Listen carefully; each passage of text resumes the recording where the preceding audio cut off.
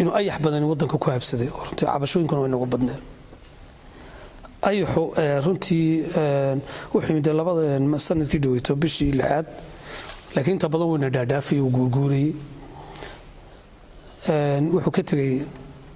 inta badan halkuu maro koran wuxuu kaga tagaa dalbu kaga tagaa kuwaasa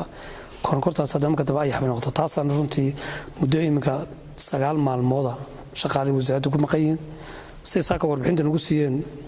saraar baa ugu badnayd meelaha ugu badan gobolka saraarba ka mid ah ilaa 40 kilomitir ayuu fadhiyaa saaka bay yiraahdeen 30 bay iyo ka buufiyeen ilaayeen 10 kilomitir baa markaa u dhiman waxaan adeegsanaa waa qalabka dhabarka ay namadu ku hayaan ku sidaan iyo baabuurta qalabaan saarnay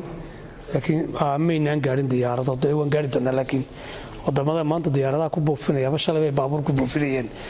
waynu dadaalayna waynu gaarayna hadii la yiraahdo inaynu diyaaradaha iska buufino in badan baan la wadaagay talada hay'adaha ku shaqada leh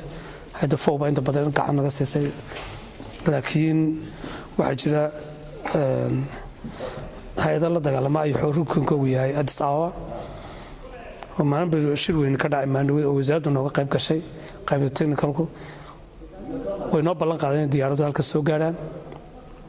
talada madaxweynaha la wadaagnay warqadii ogolaasho waan siinay in wadanka madaarka xitaa la isticmaalo laakiin ilaa imika weli ma soo galin diyaaradaas yimaadaan oo ma imanin laakiin anagu way naga haystaan fasax way naga haystaan yimaadaan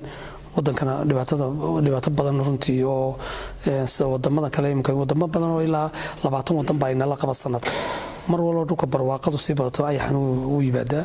marka isagana hawshiisii gobolada dhan 6 gobolada dhan bariga galbeed baa noo kala danaytay marka intaba way ka socotaa intii awoodayadana waanu buufin doonaa intii aan ka gaari karnaa hadii la yiraahdo